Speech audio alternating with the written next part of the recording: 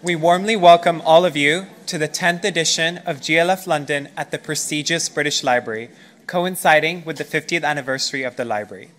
It is our pleasure to present today Ambedkar, A Life, Shashi Tharoor, in conversation with Tripurdaman Singh. Babasaheb Bhimrao Ramji Ambedkar is indisputably one of the greatest figures of modern Indian history. Politician and writer Shashi Tharoor's recent biography, Ambedkar, A Life, published in the UK as B.R. Ambedkar, the man who gave hope to India's dispossessed, traces the arc of his life while analyzing the multiple battles he fought in both political and intellectual spheres. In conversation with author and academic Tripurdaman Singh, Tharoor discusses Babasaheb's life and journey, along with his determination to present India with a constitution ingrained with individual rights and modern concepts of social justice. Shashi Tharoor, a third member of Parliament for Thiruvananthapuram,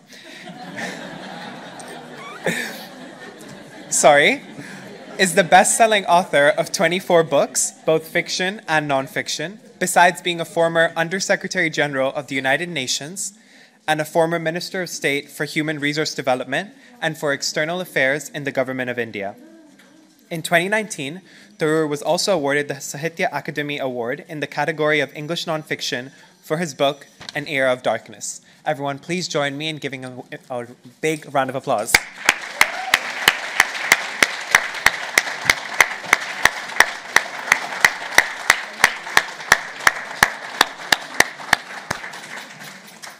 We are also today joined by Tripurdaman Singh, a British Academy postdoctoral fellow at the Institute of Commonwealth Studies, University of London. He's the author of Imperial Sovereignty and Local Politics, 16 Stormy Days, and most recently, Nehru. Everyone, please give him a warm round of applause.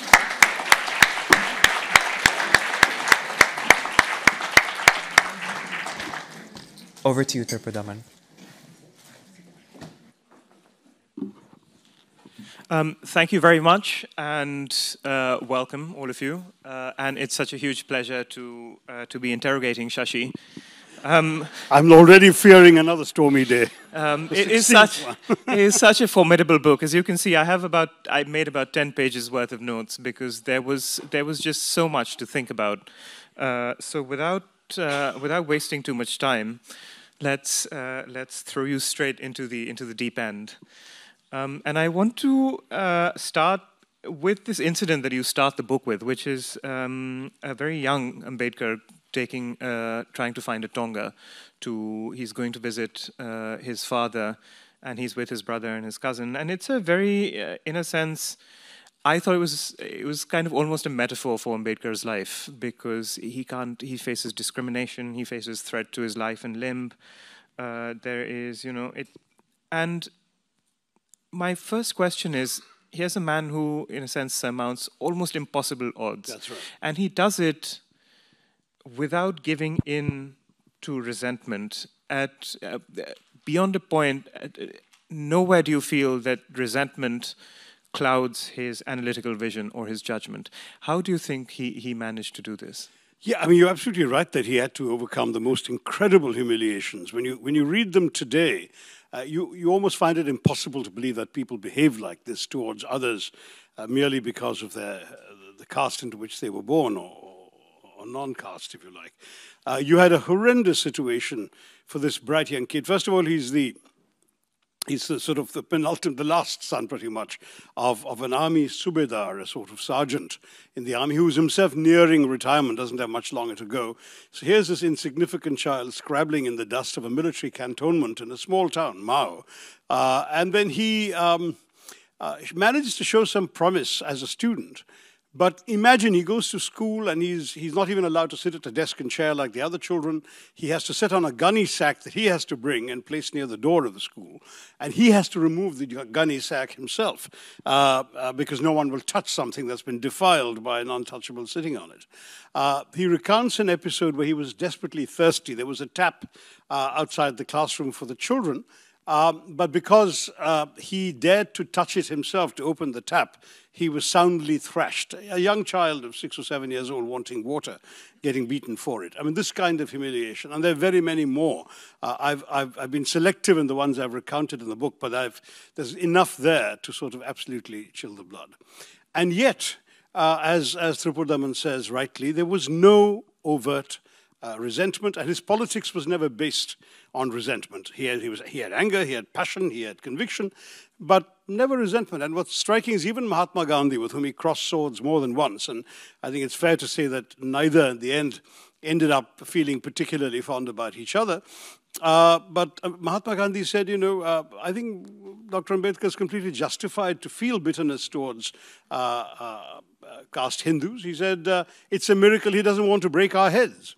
But one of the things about Ambedkar that's striking, you see it right the way through to his famous Grammar of Anarchy speech in the Constituent Assembly, is that he is always a believer in the power of law and reform through legal processes to change society, change countries, and so on. And so the question of the resentment turning you into a hothead who wants to be a stone thrower or somebody who wants to conduct a revolution, that kind of thing was never Ambedkar. And it's striking them, and the most famously radical act with which he's associated was his decision in 1927 to burn the Manusmriti, which is I don't think it's a sacred book, but it's certainly a book of an ancient lawgiver. There are sections of it that even Ambedkar said he didn't particularly mind, but there is language in it that seems to sanctify the caste system. It's also blood-curdlingly male chauvinist in many of its prescriptions about women. But anyway, Ambedkar decided that he needed to shock Hindu society, and he led a ceremonial burning of the Manusmriti in ways that did shock and offend. But I can't think of anything sort of more radical or revolutionary that you can associate with him than that symbolic act. No, and it's completely, to me, it's completely fascinating and surprising that he manages to do this without giving into resentment. And there's another question that I had, and it's something that I've always thought about. You know, as anyone who listened to me yesterday, very interested in symbolism. And to me, Ambedkar's, one of the most profound, symbols around Ambedkar is his sartorial choice. And you see... Honoring today. Yes, as you are. You see him in a suit and tie. Even in every image of him that appears is him in a suit and tie. Most of his photographs, he's dressed in a suit and tie. And in this, to me, he often reminds me of Jinnah. So there is, yes, kind of embracing of modernity, a rejection of traditionalism and everything associated with Indian clothes, but it's also a very conspicuous rejection of nationalist orthodoxy, of the khadi-wearing Congress. That's right. Do you think he's making a political point of it? And I believe so. I mean, there's various theories about this, and I think it depends on who you ask and how that person feels about it. But I think that for an Indian to consistently dress in a Western suit and tie, and often a three-piece suit in the hot Indian weather, with a waistcoat as well, was quite. It had to be a deliberate choice. It had to be to convey a particular message. And you said it's, first of all, I think it's to convey his sense of equality with others who could afford to dress like that. Second, it was a rejection of the trappings of, you call it Hindu orthodoxy, I would simply say of the traditional attire with which upper caste Hindus sort of brandish their nationalist credentials. And do remember that Ambedkar stayed aloof from the sort of the Congress Party and the Indian nationalist movement to a very great extent. I mean, his fundamental question was freedom for whom? And he said essentially that until Hindu society had been reformed, and until such time as sort of the lowest strata of Hindu society had been emancipated, then the freedom for the upper caste was not worth supporting. And that is a controversial position, and as you know, he's been excoriated for it by some critics even well after his death. And at the time, it wasn't a comfortable place to be in the context of Indian nationalism.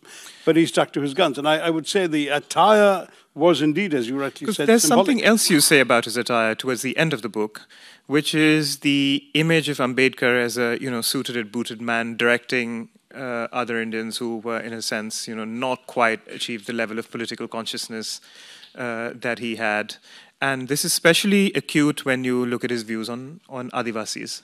That's right. Which you also talk about in the book. And I have it well, there's down both here. The village, yeah. the urban and rural divide. He had this conviction that, the village was a sinkhole of iniquity, of discrimination, of prejudice, and he therefore refused to join Mahatma Gandhi in exalting the Indian village as the ideal sort of unit of Indian society, which Mahatma Gandhi had done from the publication of Hind Swaraj back in 1905, before he'd even come to India. Was he aware of this, the fact that there is, of course, this image of, the westernized suited booted man telling, people who are less politically conscious how they should behave? He may have been, because it's striking. If you look at some of the pictures of him in the Constituent Assembly, he's actually wearing an Indian bangala, though it's very often unbuttoned and open, presumably because the Constituent Assembly with a lot of human bodies in it must have been a very hot place to sit and talk. But he did occasionally wear suit and tie in Parliament too. I'm not saying that he didn't, but I think he must have been conscious that, in doing something as nationalist as adopting Free India's first constitution, that it made sense for him to dress in something more recognizably Indian. If you look at the photographs, official photographs of him in the cabinet as minister, he was usually in a suit and tie. But once in a while, you will find him in a bangala, which is, for those who don't know, the Indian jacket that Nehru made famous with the collar closed and buttons all the way down the front. And it's not that he never wore that; he did once in a while. Okay, to make a point. Now I want to come back to another Tonga ride. There seems the one that nearly killed him. Yes. There seems to be quite a few. He's going to a village called Chalisgaon. His hosts don't want to make him walk because they think, they want to... he's an exalted man coming to the village, but nobody is willing to take... so Ambedkar is already by this time reasonably well known. He's a member of the Bombay provincial legislature, and he goes off to a village called Chalisgaon to investigate the conditions of the untouchables, of the Dalit community. Though the word Dalit was not in use at that time. In fact, I do explain this in the book, because you start off hearing about the depressed classes, which is what the British called them, and then after 1935, the scheduled castes, because they were listed in a schedule attached to the Constitution.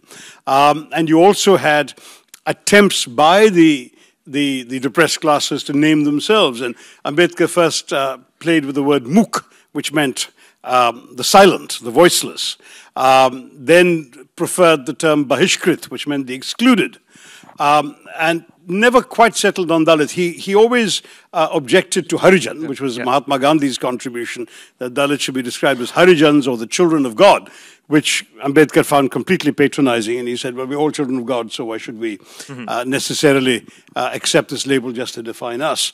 But anyway, to cut a long story short, so he was going to look at the conditions of the depressed classes in Chalisgaon. His hosts were the local Dalit people who wanted to receive him in their homes and so on. He alighted at the railway station and found a Tonga come to take him to these people's place. But there was no driver for the Tonga. And the reason for this was that it was actually a fairly short walk. That's the other problem. It was a fairly short walk. They didn't need a Tonga. But the Dalits who were hosting him felt it was important that a man of his eminence should actually ride in a Tonga to arrive in their settlement in a Tonga. So they had arranged a Tonga, and as Tripurdaman says, no Tonga driver was willing to drive an untouchable. So they were waiting, and then a Tonga with a driver emerged. He got into it. Within a sort of minute or two, the Tonga had nearly crashed into a car, hit the side of a culvert, and halfway across a bridge, the entire thing toppled over, throwing Ambedkar onto the ground, the horse into the river. Ambedkar suffered several broken ribs and a concussion. It was quite a dramatic thing. And then he found out what had happened. What had happened was, because none of the Tonga drivers were willing to drive, the Dalits paid extra to have the use of a Tonga which they would drive. And they found one of their own to drive the Tonga, but the man had never driven a Tonga before. And he sort of foolhardily volunteered, thinking it's not that difficult. It's a horse carriage, a Tonga. And so he hopped onto it and proceeded, and he discovered he couldn't control the blessed thing, and that's what happened. But the reason the story is worth telling is not only, first of all, the question of discrimination, which is obviously the first element that one notices about the story, but equally the question of the value of self-respect. Because for this community, their leader was coming to visit them, and he shouldn't have to walk. He was a great man. He needed to be given the respect that is associated with it. And the difficulty of fighting for self-respect in an iniquitous social order. I thought it was a story well worth repeating. No, it was, and Ambedkar says, you know, they were willing to play with my life to protect my dignity, and you know, they nearly, as he says, they nearly killed me to protect my dignity.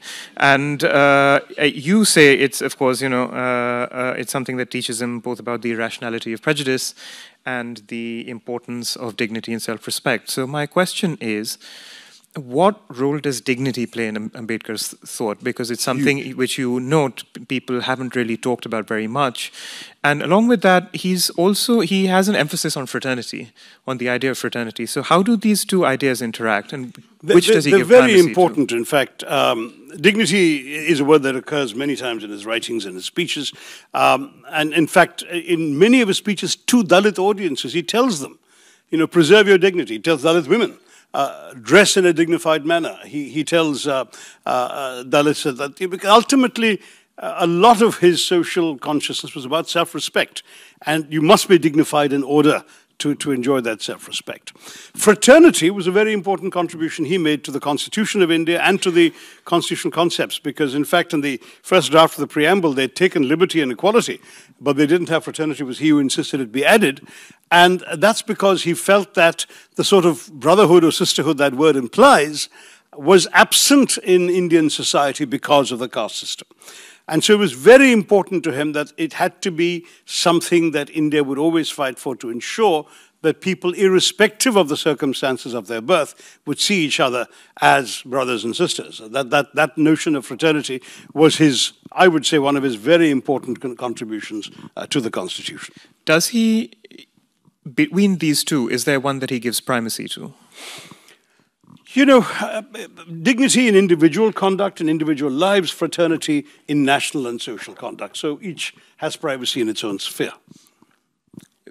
In my mind, I always think these are things because in his dealings with Gandhi, etc., a lot of the time, these two principles clash. Yeah.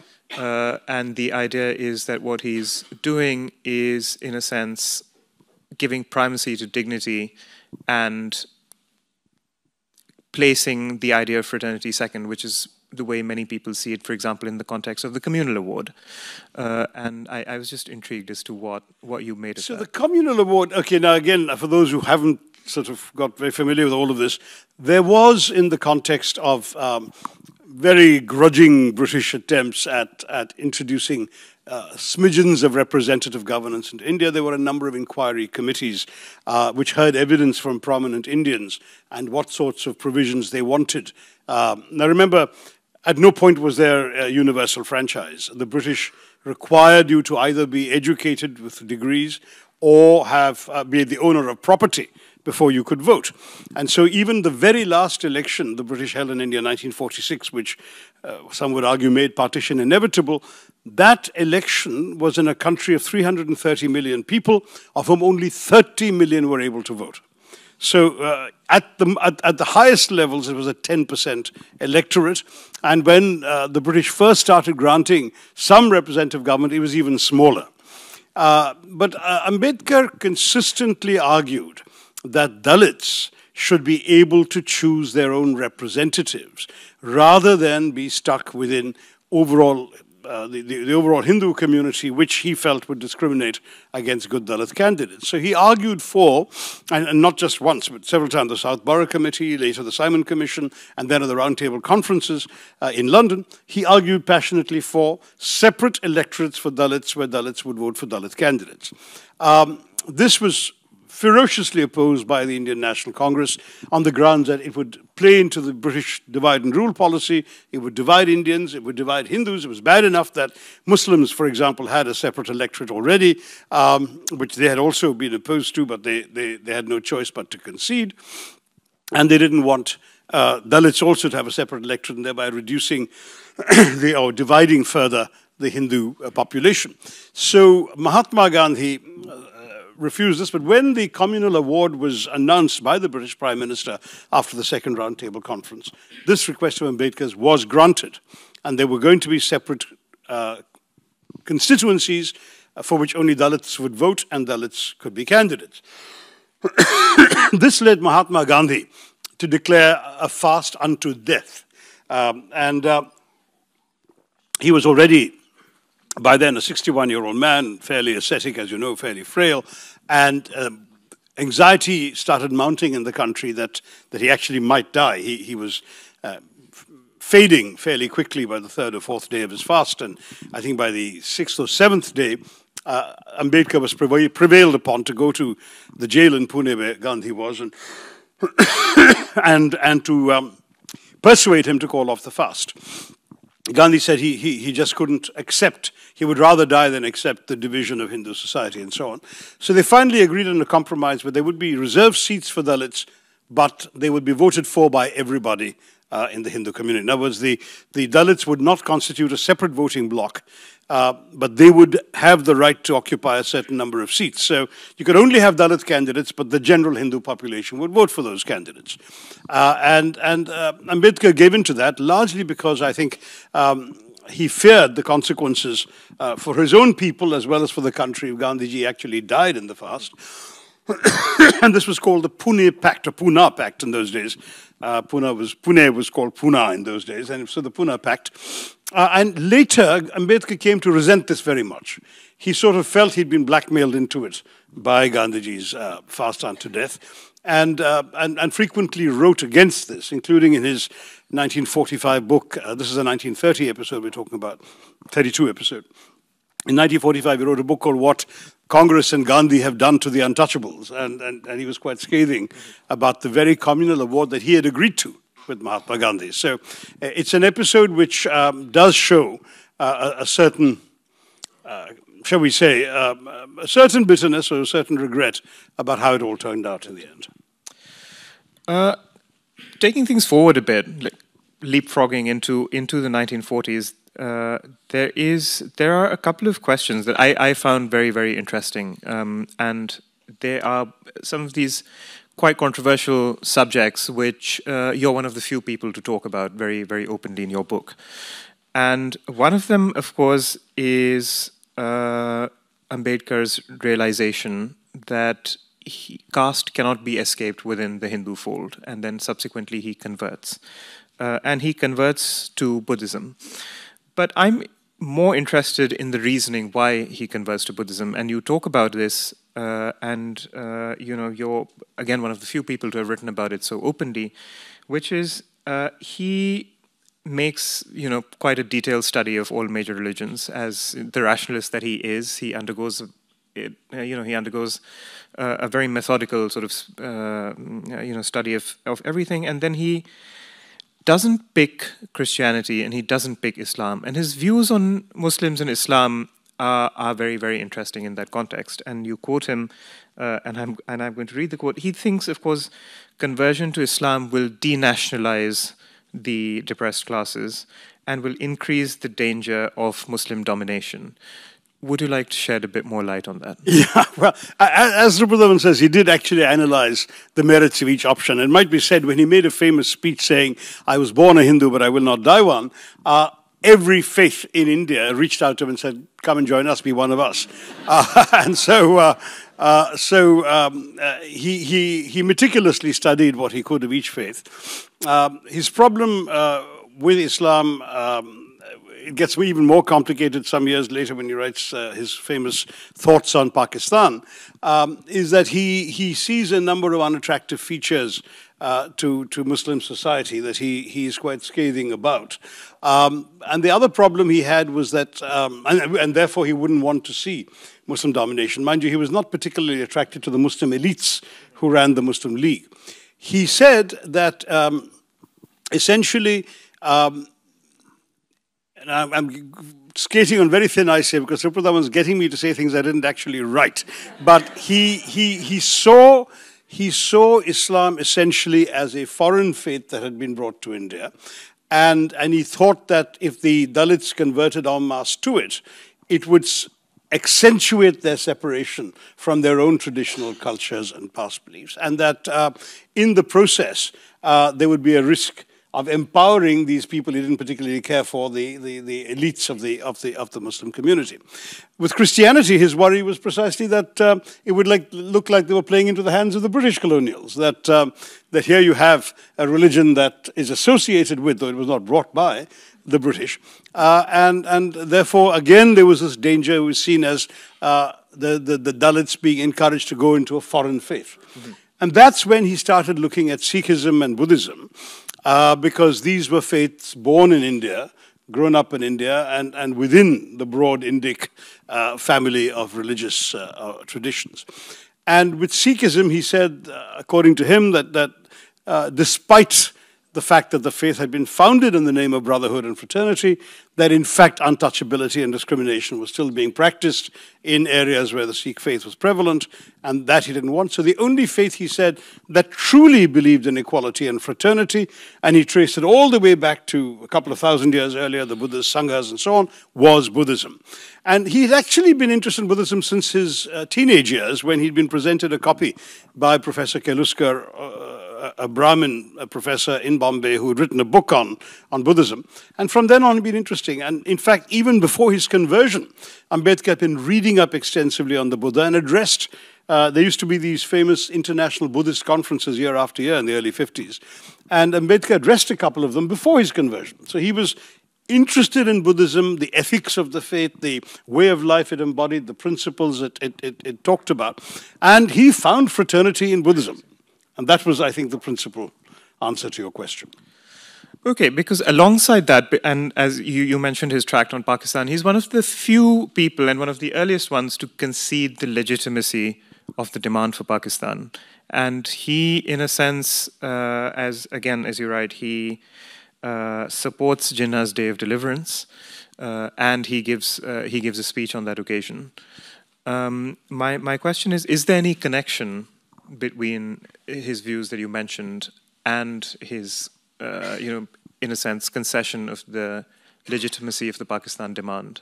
No, it was an intellectual thing. In fact, he'd been asked by his own party, they'd created a party, the Independent Labour Party, which needed to have a position on the resolution the Muslim League had passed, calling for the creation of a separate state for Muslims, which is what became Pakistan later. And so when that resolution was passed, it's known as the Pakistan Resolution, but the word Pakistan was not mentioned in it, which is one of those great curiosities. The party needed to take a position. So Ambedkar actually, he's a very serious intellectual. He got himself a suitcase full of books on Islam and society and so on, and he went off to somebody's guest house in the hills, made sure that no one knew where he was, and set about writing this, reading this, and taking notes, and creating what became a very controversial but widely read book, on the very first book by any Indian public figure on the idea of Pakistan. And his argument was that if the Muslims have a self-perception of themselves as a distinct community, even a distinct nation, then we have no choice but to respect that, because you can't, a nation is a voluntary association of human beings around a collective idea. And if they don't want to participate in your collective idea, then you can't dragoon them into it. So he had this, it wasn't that he was approving of the demand, as some have mischaracterized it. It was that he conceded the fact that they had a right to voice that demand and to feel that way if they wanted to. But he argued, the book is astonishing because he argues in very meticulous ways, Is the demand legitimate? If it's conceded, what will the consequences be for the Muslims? What will the consequences be for the Hindus? If it's not conceded, what will the consequences be for India? What will the consequences be for social unrest and civil order? All of this. It's a fascinating sort of insight into the man's mind. But he basically says, yes, give them Pakistan because the alternatives of forcing them to stay will be worse. That's more or less where you end up. Again, one more question on the same subject, at the risk of, I guess, digging a deeper hole for ourselves, is he has a quite interesting relationship, which is apparent. He makes common cause with B.S. Munjay during the Roundtable Conference. They draft a Declaration of Human Rights together. Savarkar praises him a great deal for choosing Buddhism because he sees Ambedkar has made, at the evening of his life, made a choice for an Indic faith rather than something based outside. And Ambedkar himself, and you quote him in the book, he says he sees Buddhism as an authentic part of Indian culture. I was really struck by the term authentic part of Indian culture. And even more than that, about him seeing it in a sense, an opinion he shares with Savarkar, as as Buddhism being born of this a branch in the same tree that as Hinduism. What really was his opinion on that side of the Indian political spectrum? Complicated is the answer, because the names that Thiruvananthapuram mentioned are of Hindu Mahasabha leaders, and the Hindu Mahasabha was a body that essentially fought for the rights of Hindus just as the Muslim League fought for the rights of Muslims, whereas Indian National Congress sought to represent everybody. It was a big tent nationalist movement, and what was interesting was that the Hindu Mahasabha, despite being associated with the more sort of rabid elements of Hindus first kind of thinking, nonetheless was by and large opposed to untouchability. Both V.D. Savarkar, the man who came up with the concept of, or at least popularized the concept of Hindutva, and B.S. Munjay, who was their most prominent political leader, were quite willing to agree with Ambedkar that untouchability should be abolished, and that it gave Hinduism a bad name, as it were, and that the Dalits should be integrated. There were a lot of movements going on, by the way, in those days, for example, to promote interdining, because one of the prohibitions in the caste system was to actually share a meal with or sit at the same table with a person from the Dalit community. And instead, you actually had conscious efforts to encourage interdining, people from the upper caste hosting dinners where Dalits would be invited, that sort of thing, in order to try and create more of this fellow feeling. Savarkar, despite the fact that today he's most associated with the Hindutva ideology of what many would consider the sort of the extreme sections of the Hindutva movement in India, was quite a rationalist on many matters. Not only was he against untouchability, he was against cow worship. He's also a self-professed atheist. So. He was essentially an atheist, exactly. He didn't go to temples very much. So he had expressed respect for Ambedkar, but he was very strongly influenced by 1920s race theory in Europe and so on, in fact, it's striking that in Essentials of Hindutva, Savarkar speaks of Hindus as a race rather than as a religion. Religion mattered much less to him, but he wanted to promote the interests of this ethnicity, as it were, and in a rational way.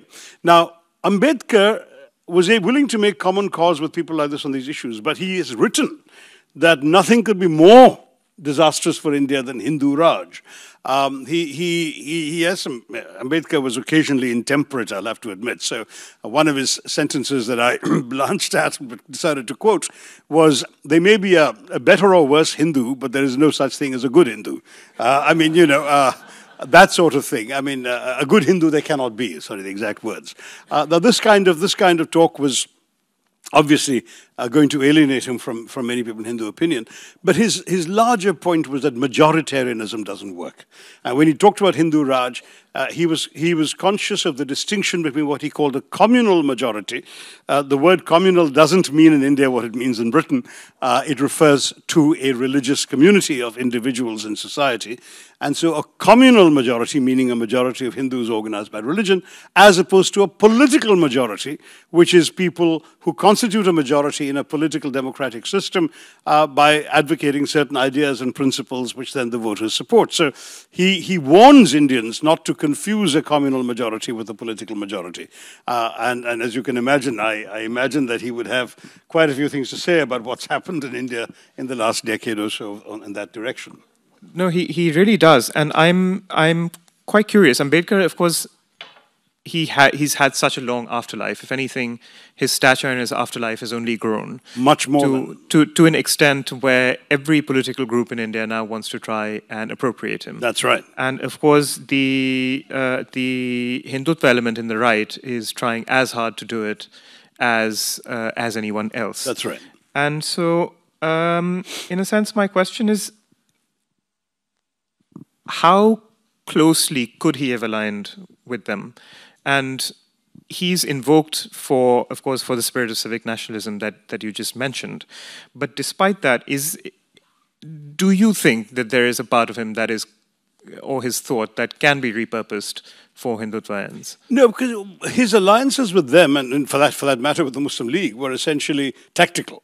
So he got elected to the Constituent Assembly from what became East Pakistan. Mm-hmm. And so lost his seat when partition occurred, and had to be elected with Congress support of the party he despised from Bombay when Dr. Jayakar resigned his seat. So it's an unusual situation. He obviously didn't have much patience with extreme points of view on either the Hindu side or the Muslim side, but he was willing to make tactical adjustments when required. And when you wonder about what he in how far he was prepared to go in some of these things, I think if you look at the overall writings, the corpus of ideas that he's come up with, he clearly cannot be associated with the Hindutva movement per se. A lot of the Hindutva appropriation of Ambedkar rests, for example, on quoting extensively from thoughts on Pakistan, about Muslim society, and so on.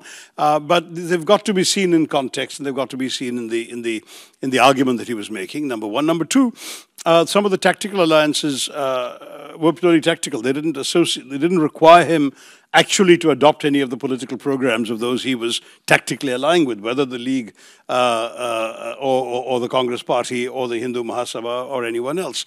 He founded three parties of his own, one after the other: the Scheduled Caste Federation, the Independent Labour Party, and finally the Republican Party. But he was not a great institution builder.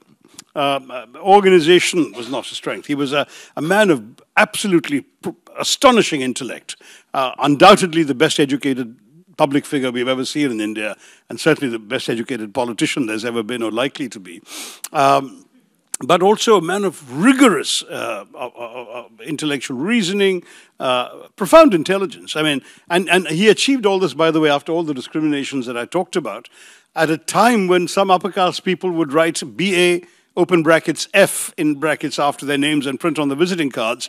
The F stood for failed, but they would keep the BA failed because at least they'd got that far. That was how unusual a BA degree was. And here you've got Ambedkar collecting a PhD from Columbia and a D. Lit, and then admitted to the bar in England from Gray's Inn, got admitted to another doctoral program in Bonn, for which his letter, I went to Ambedkar House in London this morning, and the letter that he wrote seeking admission in Bonn was written in German, in his own hand. The man was incredible. I did not know that. No, he clearly was a man of very formidable intellect, and also a workaholic, as you described, which takes its toll on his family life, on his body, and his health, on his health, and of course he doesn't live that long. Yeah, well, he died at the age of 65, and in fact I began this book 65 years later because I saw his death as a curious midpoint. He was certainly not universally admired at the time he died. He'd lost more elections than he'd won. He had been a controversial figure for various reasons. But today, as Tripurdaman was saying, he's actually grown enormously in stature. 2 television stations ran a poll in 2011 for the greatest Indian of all time. And it was none of the names you can imagine. It was Ambedkar who won with a 20 million voter electorate. So it really was quite astonishing. This is a man of whom it is said there are more statues in India than of any Indian, except possibly Mahatma Gandhi. There is no village which doesn't have a bust of Ambedkar on display. And, this would have been inconceivable at the time that he died. when he was not seen as such a giant as he's now seen as being today. So towards the evening of his life, there are two facets that of course, really caught my attention. One was his relationship with the Congress, because as you said, he lost his seat and then he's re-elected to the Constituent Assembly with Congress support. He loses an election. He's sent to the Rajya Sabha with Congress support. But at the same time, he's getting more and more disillusioned, both with Indian politics, with the way the constitution is working, and then, of course, when he resigns from the Nehru government in 1950, he's quite scathing about 52. 51. 51. Yeah. He's quite scathing about several things, including Nehruvian foreign policy and so on and so forth. And he makes, as you said, he was intemperate. He makes this very famous statement: "I was a hack, and the Constitution should be burned. It's of no use to anyone." And I just thought if you could shed some light on that. And on another question, which again, it's a discrepancy in his thought that one notices, and it's a very strange discrepancy. It's like a blind spot that you wouldn't expect, which is his views on Adivasis.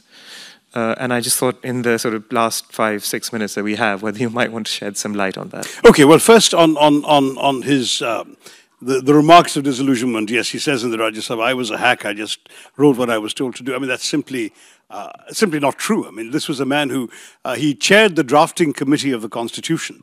But as T.T. Krishnamachari said later in the Constituent Assembly, of the 7 members of the drafting committee, 2 had died and weren't replaced, or 2 were sent off on foreign missions, or 1 spent the entire time of the Constituent Assembly in New York. 1 chap was too sick to attend. It said ultimately it boiled down to this one man, Ambedkar, and it is absolutely on record that every single article of the Constitution was presented to the Constituent Assembly, explained, defended, and objections and amendments responded to by this one man. And at the end of the process, he got a standing ovation for his dedication and brilliance. What made him so disillusioned? So I think his principal reasoning was that you were seeing India celebrating its democracy. Some movements were happening towards economic democracy, the abolition of zamindari and so on, but that social reform was going nowhere. And that's why for him it became a very important acid test to pass the Hindu Code Bill. But the resistance that he encountered within the Congress party shook him no end. Nehru and he were of a mind when it came to the need for the Hindu Code Bill, but he felt Nehru wasn't trying hard enough to overcome the resistance. I think in all fairness, as somebody who's written about both and who admires both, I think Nehru did his best.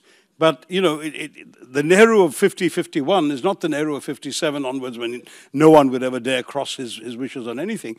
At that point, there was strong opposition to many of the changes that Ambedkar was seeking to bring about. And tactically, there was also a particular political problem, which is that the Constituent Assembly had been elected by the limited British franchise I talked about. The first general elections had been announced for 1952 under the new Constitution. And some people took refuge in the argument, are we entitled to pass this bill before we've been elected by the people? And surely we should respect the sentiments of the public and so on. And Nehru yielded to that in the end and urged Ambedkar to shelve it. Ambedkar resigned instead. So that essentially was it. But I think as the remaining years of his life progressed, he felt there wasn't being enough progress being made. Ironically, the year of his death was the year the bill did pass. Mm-hmm. And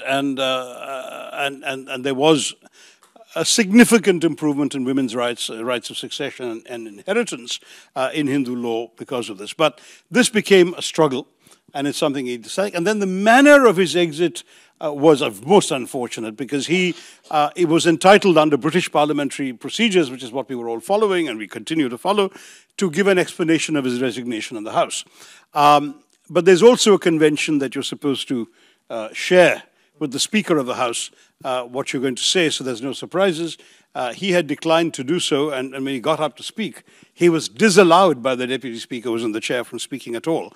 And he was so furious, he immediately moved his seat to the opposition benches and became a ferocious critic of the Congress. So there are factors like this as well that explain the anger he felt. One last question from me before we go to the audience, and this is, again, his views on Adivasis. They constitute what seems to me a very strange blind spot.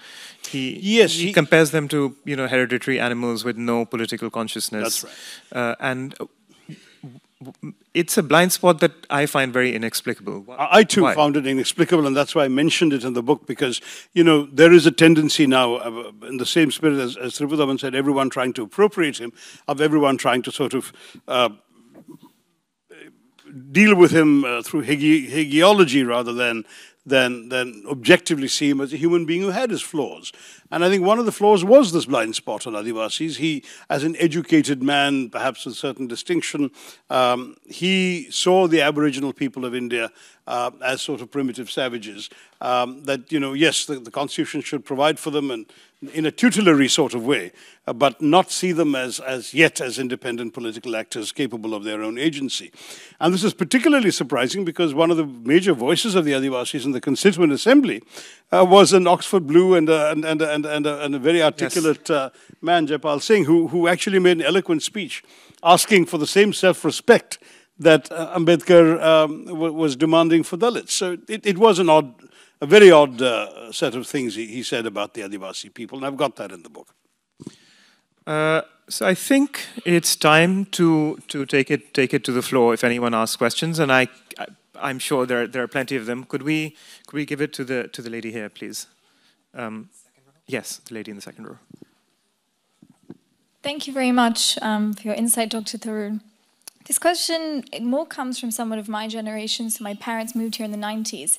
And I find it quite surprising in the way you talk about how Ambedkar is so well recognized within India, yet most of my peers don't even know who Ambedkar is. I was fortunate to learn about him at university. And so your peers in the UK, you mean? In the UK, exactly. Mm-hmm. And so I suppose I want to ask, do you see that as a signal that the issues of caste have fortunately not transcended the borders of India, or do you see this as a failing in our ability to upkeep the messages and the real kind of wisdom that Ambedkar housed and can offer to all of us in modern society as well?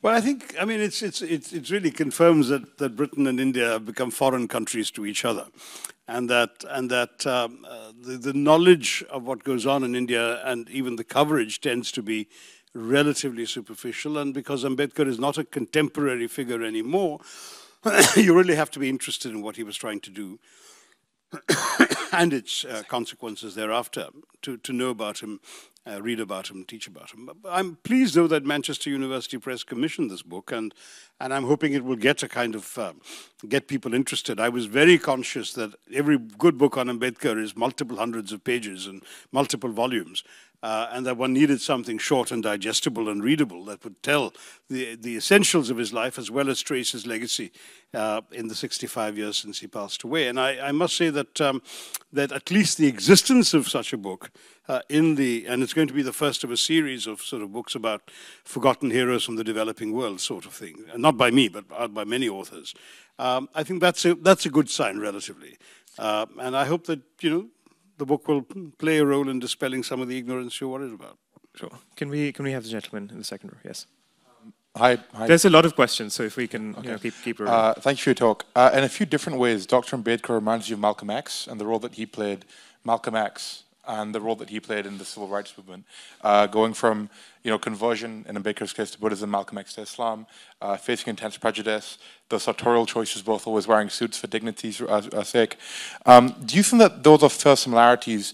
Do you think they played similar roles in the respective civil rights fights? Just any thoughts that you have on that comparison? No, I would say that in some ways Ambedkar's role was more akin to Martin Luther King in the US civil rights movement. In fact, there's a telling episode that I mentioned in the book when Martin Luther King comes to India and visits a school, as it happens in my constituency of Thiruvananthapuram, and he's introduced as an untouchable from America. And he's initially deeply offended until he realizes that, in fact, the discrimination that blacks suffer in America is quite analogous to what untouchables go through in India. And he embraces that idea from someone and mentions it and writes about it. like King, he was a man of peace. He wasn't a man of God as King was, but he was a man of peace and principle, and judged people by the content of their character and not by the color of their skin, or in this case, not by their caste. All of those things. Malcolm X was a brilliant man, but I think somewhat more radical than in both his diagnosis and his prescriptions than say Ambedkar was in relation to caste. The lady in the front, please. Congratulations to a very, very interesting talk. I just wanted to know why Ambedkar allowed this. I, of course, have been working with the scheduled caste for 50 years, as you know. But I would like to know why he allowed this very discriminating term, scheduled caste, scheduled tribe, to continue. And is there any move to really get rid of these colonial terms of scheduled caste, scheduled tribe? And we know that they didn't really understand anything like that. Well, I think I mentioned the question of terminology a little earlier in the conversation, but the original term that the British were using was depressed classes, which sounds much worse.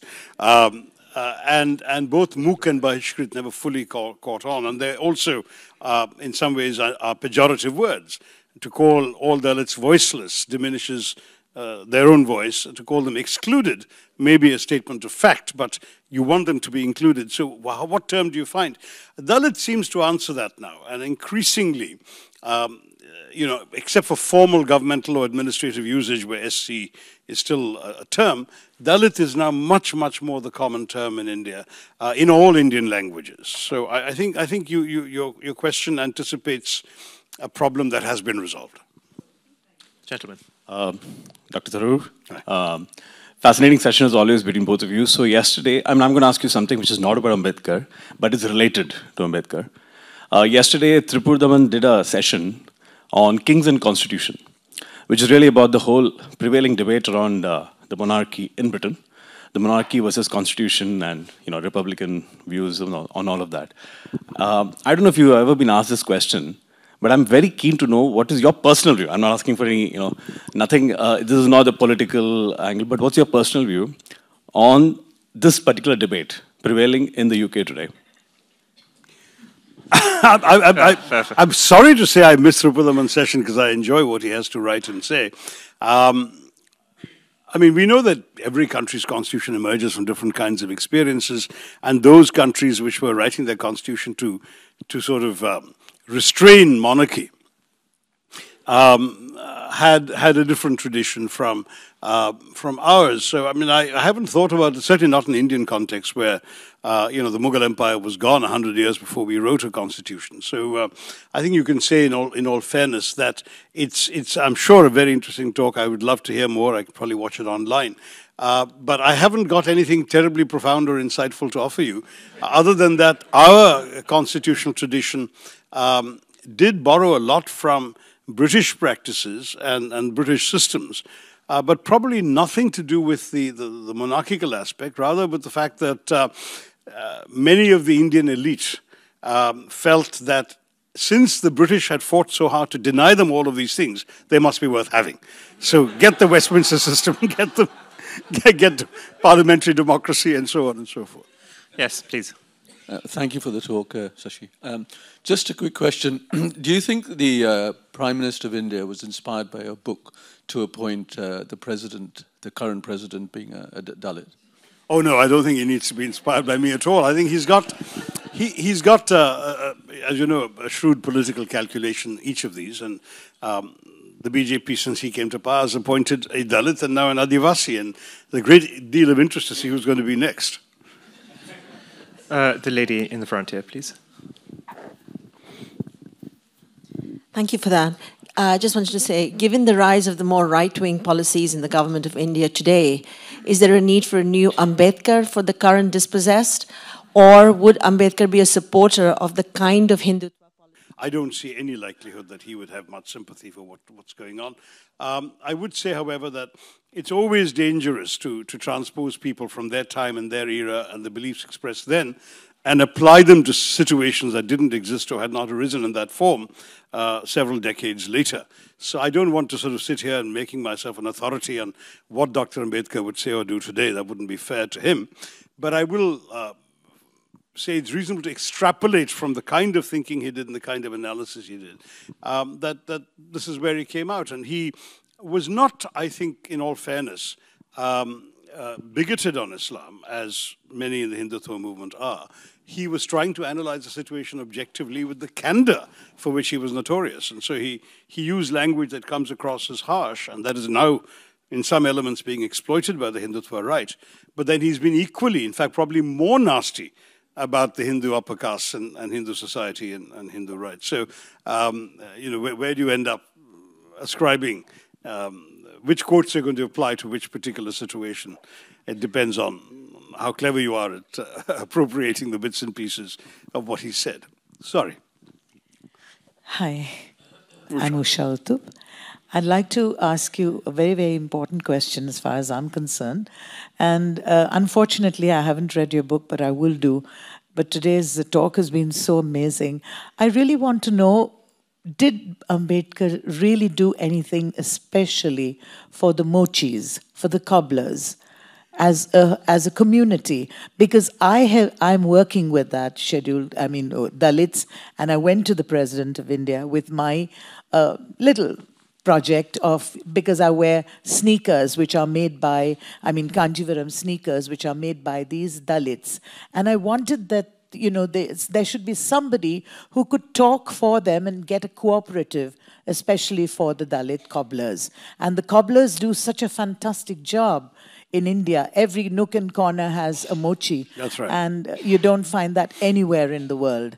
And I think I would love it if you could tell me if anywhere in the book or in his mind did he think of the mochis? No, I didn't come across any specific references to the mochi community, though it's true that he tried to represent all Dalit subcastes. And in one of the organizations he set up in Bombay in the 1920s, one of the office bearers was from a mochi community, a cobbler caste.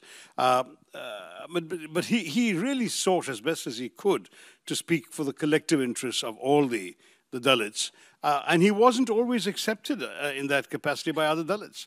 Some accused him of being essentially a Mahar, of promoting the interests of the Mahar caste, which was the community from which he came, which was Dalit, but which had a record of military service for a couple of centuries under the British.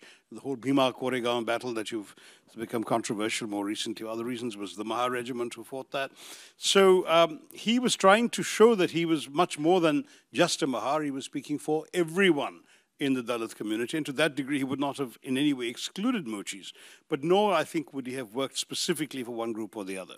Now, on your particular challenge that you mentioned, at the risk of politicizing this event, we do have a body called the Unorganized People's Congress in the Congress Party, and their job is precisely to try and represent the voices of the unorganized, you know, hawkers, tea shop vendors, you know, cobblers, all of that. So I can put you in touch with people. Yeah, not necessarily only Dalits, but, you know, cobblers in our society have to be, or tend to be always Dalits, yeah. Dr. Tharoor, thank you so much. Very fascinating discussion over here. So when you talk about Ambedkar's life and his contribution to the Indian Constitution, it's mind-boggling. And he got a lot of things right in the Indian Constitution. And it's been 75 years since we adopted the Constitution. According to you, what are the things he didn't get right? If he had got right at that point in time, things could have been different as you see India today. Well, I mean, my personal view is that I wish he had prevailed in the debate about a presidential versus a parliamentary system. In the end, he had to defend the choice of the parliamentary system, but it wasn't what he advocated. He actually argued for, I mean, privately in the drafting committee and with the other leaders like Nehru and Patel and Rajendra Prasad and so on. He preferred a presidential system in India with the directly elected chief executives, but they were very enamored of the British system and they preferred the parliamentary one. And then he came up with his typical brilliant mind. He came up with a rationality saying one is about accountability and one is about, you know, stability, and we went for accountability over stability and so on. But in the end, that was something which perhaps could have turned out in the other direction to greater benefit for India.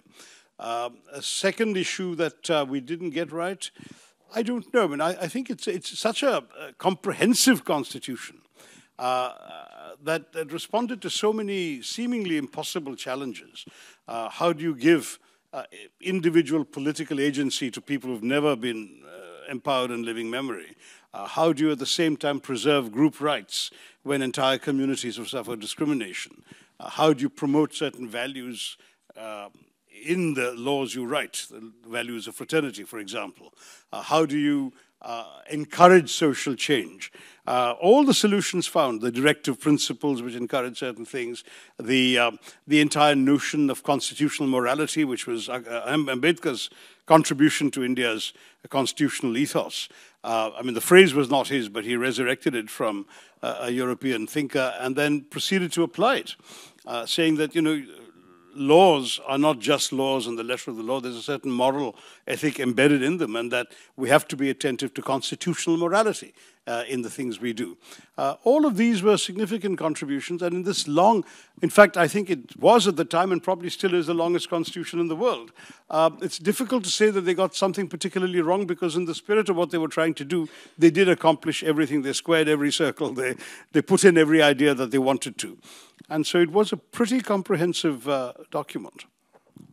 So we have time for one more question. The last one at the back, please. Thank you so much for an amazing talk. I wanted to ask, so you mentioned a lot about Ambedkar's thoughts on Pakistan, but I wanted to ask about his relationships with two prominent figures within the Pakistan movement, one being Jinnah. Do we know much about his relationship? Obviously, you mentioned that they both wore suits, they both demanded separate electorates, etc. So did they actually have a relationship in any sense? And secondly, J.N. Mandal, the Dalit leader who sort of pushed for Dalits to remain in East Pakistan, which he believed would fare better than under caste Hindu rule. Right. I've not seen much evidence in all the reading I've done of much contact with Mr. Jinnah. They exchanged letters once or twice on some issues, but I don't think that, and there were courteous civil letters, there weren't any major clashes, but nor were there was any warmth or affection. He did support Jinnah's Day of Deliverance in 1944, in which he actually said that his only regret was that he didn't think of it first, because Dalits had even a greater need for deliverance from oppressive upper caste Hindu rule than Muslims did. So that was his argument. But you should know that after partition, he was extremely upset about the mistreatment of Dalits in Pakistan, and that he actually demanded that Dalits be repatriated from Pakistan to India because of the horrors they were suffering at the hands of Muslim extremists. So, having written thoughts on Pakistan, his lines after 1947 about Pakistan were not particularly complimentary. On the question of J.N. Mandal, it was a very interesting case. In fact, Mandal was, I'm almost certain, the only Hindu member of the Pakistan cabinet. And he was also law minister of Pakistan. So just as Ambedkar, a Dalit, was Law Minister of India, we had Mandal, a Dalit, who was Law Minister of Pakistan. But within a couple of years, Mandal found it impossible to work in a society in which he felt that the stigma of not being Muslim would haunt him. And he then became a refugee in India 2 years later and lived the rest of his years in India, having been Pakistan's first law minister. A curious sort of story. But again, I don't see very much correspondence. I'm sure that they were in touch, they must have written to each other, but I don't see very much more. And Mandal today is largely forgotten, except by scholars like you, whereas Ambedkar, as we've all been saying, grew enormously in stature and is now seen as a giant of the 20th century in India. Beyond that, not a whole lot for me to say. This is one area which I wish I had looked into more, because I wouldn't be surprised if there's a little more than I know about Mandal and Ambedkar being in touch. But I've not seen any major evidence, documentation, or accounts of their being together in most of the literature I've seen. Thank you all very much. Yeah, thank you very much. Thank you very much, Dr. Tharoor. That was a masterclass. Thank you.